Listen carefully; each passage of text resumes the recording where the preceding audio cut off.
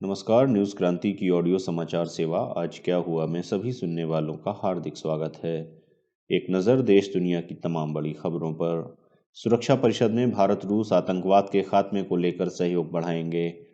UP के CM Yogi Adityanath ने लखनऊ नगर निगम के 200 करोड़ रुपए के बॉन्ड आज बॉम्बे स्टॉक एक्सचेंज में लिस्ट किए। आंदोलन कर रहे किसान संगठनों ने सरकार पर अपनी मांगों का दबाव बढ़ाया।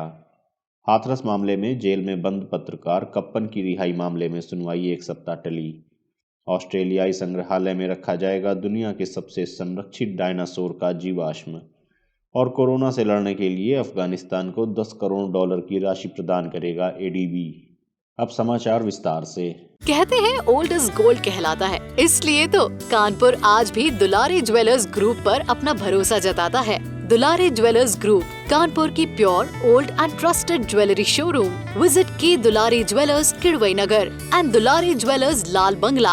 भारत और रूस ने संयुक्त राष्ट्र सुरक्षा परिषद सहित विभिन्न बहुपक्षीय मंचों पर आतंकवाद से मुकाबले को लेकर परस्पर सहयोग बढ़ाने का फैसला किया है। संयुक्त राष्ट्र संबंधी मुद्दों पर दोनों देशों के बीच समन्वय बढ़ाने के उद्देश्य से मॉस्को में आज हुई अधिकारी स्तर की बातचीत में यह सहमति कायम हुई। बैठक में भारतीय प्रतिनिधिमंडल का नेतृत्व विदेश मंत्रालय में सचिव और रूसी प्रतिनिधिमंडल का नेतृत्व विदेश उप मंत्री सरगेई वासियेविच वर्शिनिन ने किया। विदेश मंत्रालय ने यहां बताया कि रूस ने संयुक्त राष्ट्र सुरक्षा परिषद में भारत द्वारा 1 जनवरी को अस्थायी सदस्यता ग्रहण करने का स्वागत किया है। दोनों पक्षों ने सुरक्षा परिषद के एजेंडे में शामिल मुद्दों एवं हाल की घटनाओं को लेकर व्यापक विचार विमर्श किया। दोनों पक्षों ने आतंकवाद से मुकाबले को लेकर बहुपक्षीय मंचों पर परस्पर सहयोग बढ़ाने व और अधिक प्रगाढ़ बनाने पर सहमति व्यक्त की। भारतीय प्रतिनिधिमंडल ने रूस को संयुक्त राष्ट्र सुरक्षा परिषद में अपने कार्यकाल के दौरान अपनी प्राथमिकता की जानकारी दी और यह बताया कि उन्होंने समान चुनौतियों पर भारत रूस विशेष एवं विशेषाधिकार प्राप्त साझेदारी की भावना से अधिक निकटता से काम करने का निर्णय लिया है। लखनऊ नगर निगम के 200 करोड़ रुपए के नगर पालिका बॉन्ड को आज बुधवार बॉम्बे स्टॉक एक्सचेंज में लिस्ट किया गया। केंद्रीय आवास एवं शहरी कार्य मंत्रालय ने इसकी जानकारी देते हुए बताया कि उत्तर प्रदेश के मुख्यमंत्री योगी आदित्यनाथ की उपस्थिति में मुंबई में राष्ट्रीय शेयर बाजार एनएसई के एक समारोह में बॉन्ड को लिस्ट किया गया।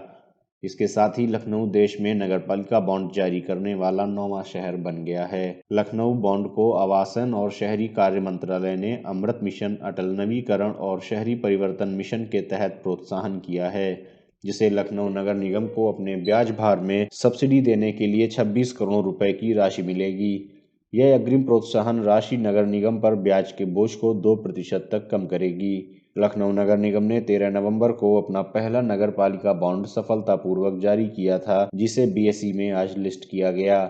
कुल जारी किए गए 100 करोड़ रुपए के इशू ने निवेशकों को आकर्षित किया और 450 करोड़ रुपए की कुल निविदाएं प्राप्त हुई। यह 8.5% की ब्याज दर के साथ बंद हुआ और इसकी अवधि 10 वर्ष की है।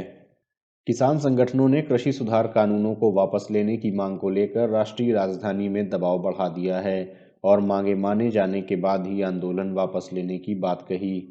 किसानों ने नोएडा से गाजियाबाद आने वाले तथा राष्ट्रीय राजधानी आने वाले कई रास्तों को अवरुद्ध कर दिया है, जिसके कारण विभिन्न स्थानों पर जाम की समस्या उत्पन्न हो गई है। इस बीच केंद्रीय कृषि मंत्री नरेंद्र सिंह तोमर ने कहा कि उन्हें विश्वास है कि किसानों की समस्याओं का समाधान जरूर निकलेगा। केंद्रीय मंत्री ने कहा कि किसान आंदोलन का रास्ता छोड़कर बातचीत का रास्ता अपनाएं। दिल्ली के रास्ते बंद होने से लोगों को परेशानी हो रही है। किसान संगठनों ने आज दिन भर बैठक की और 3 दिसंबर को सरकार के साथ होने वाली बैठक की रणनीति तय की। किसानों ने कहा कि उनकी मांगे नहीं मानी जाती हैं तो दिल्ली आने के सभी रास्ते बंद कर दिए जाएंगे। किसान संगठनों ने 5 दिसंबर को देशव्यापी धरने का भी आह्वान किया। किसान नेता राकेश टिकैत ने कहा है कि मांगे माने जाने के बाद ही किसान दिल्ली से वापस जाएंगे। उन्होंने कहा कि सरकार को राष्ट्रीय कृषि नीति बनानी चाहिए तथा किसानों की समस्याओं का समाधान करना चाहिए। उन्होंने आरोप लगाया कि सरकार ने बार बार किसानों को धोखा दिया है। इस बीच कुछ कलाकारों ने किसानों की मांगों का समर्थन किया। साथ ही पंजाब और हरियाणा से महिला किसानों का भी दिल्ली आना शुरू हो गया है। कल 32 किसान संगठनों के साथ सरकार की चौथे दौर की बातचीत होगी। किसान संगठनों ने सरकार से संसद का विशेष सत्र बुलाकर कृषि सुधार कानूनों को रद्द करने की भी मांग की है तथा फसलों के एमएसपी न्यूनतम समर्थन मूल्य को कानूनी दर्जा देने की मांग की। उच्चतम न्यायालय ने उत्तर प्रदेश के हाथरस कांड के सिलसिले में गिरफ्तार केरल के पत्रकार सिद्दीक कप्पन की रिहाई के लिए दायर याचिका की सुनवाई अगले सप्ताह बुधवार तक के लिए टाल दी। मुख्य न्यायाधीश शरद अरविंद बोबडे की अध्यक्षता वाली खंडपीठ ने इस मामले के याचिकाकर्ता Kerala union of working journalist की ओर से पेश वरिष्ठ अधिवक्ता कपिल सिब्बल की दलीलें सुनने के बाद अगले सप्ताह तक के लिए सुनवाई टाल दी। कपिल सिब्बल ने शीर्ष अदालत को बताया था कि याचिका में केरल के पत्रकार की पत्नी और बेटी को भी हस्तक्षेपकर्ता बनाया जाएगा। सुनवाई के दौरान कपिल सिब्बल ने प्राथमिकी में झूठे आरोपों का हवाला देते हुए कहा कि यह मामला शीर्ष अदालत द्वारा असाधारण अधिकार के इस्तेमाल के लायक है। हालांकि उत्तर प्रदेश सरकार की ओर से पेश सॉलिसिटर जनरल तुषार मेहता ने कपिल सिब्बल की दलीलों का विरोध किया। तुषार ऑस्ट्रेलिया के सबसे बड़े विक्टोरिया संग्रहालय में जल्द ही दुनिया के सबसे संरक्षित डायनासोर ट्राइसीरोटोप्टस के जीवाश्म रखे जाएंगे। म्यूजियम विक्टोरिया ने बुधवार को घोषणा करते हुए कहा कि 6.7 करोड़ साल से भी अधिक पुराने और 87% पूर्ण ट्राइसीरोटोप्टस कंकाल 2021 से मेलबर्न संग्रहालय में प्रदर्शित होगा। यह जीवाश्म 1000 किलोग्राम से अधिक वजन का है और इसमें त्वचा संबंधी माप, मांसपेशियों और हड्डियों को जोड़ने वाले नरम ऊतक, एक पूर्ण रीढ़ और एक लगभग पूर्ण खोपड़ी मौजूद है। यह 6 से 7 मीटर लंबा तथा 2 मीटर से अधिक ऊंचा है, जो कि एक पूर्ण विकसित अफ्रीकी हाथी से भी बड़ा है। संग्रहालय के सीईओ लिनली क्रॉसेल ने कहा कि यह वैश्विक स्तर पर खोजे गए सबसे महत्वपूर्ण डायनासोर जीवाश्मों में से एक है और किसी ऑस्ट्रेलियाई संग्रहालय को हासिल किया जाने वाला यह सबसे पूर्ण डायनासोर जीवाश्म होगा। उन्होंने कहा कि हम जानते हैं कि ट्राइसीरोटोप्टस के ये अवशेष दर्शकों को सुखद अनुभूति प्रदान करेंगे और हमें पृथ्वी पर जीवन के विभिन्न आयामों पर विचार करने के लिए भी प्रेरित करेंगे। एशियाई डेवलपमेंट बैंक एडीबी ने बुधवार को अफगानिस्तान सरकार को कोरोना वायरस से लड़ने के लिए 10 करोड़ अमेरिकी डॉलर की आर्थिक मदद प्रदान करने की मंजूरी दी। एडीबी ने कहा कि लॉकडाउन के मद्देनज़र अफगानिस्तान को आर्थिक रूप से काफ़ी झटका लगा है। आर्थिक मंदी के कारण घरेलू आय में भारी गिरावट के अलावा क्षेत्रीय व्यापार भी काफ़ी प्रभावित हुआ है।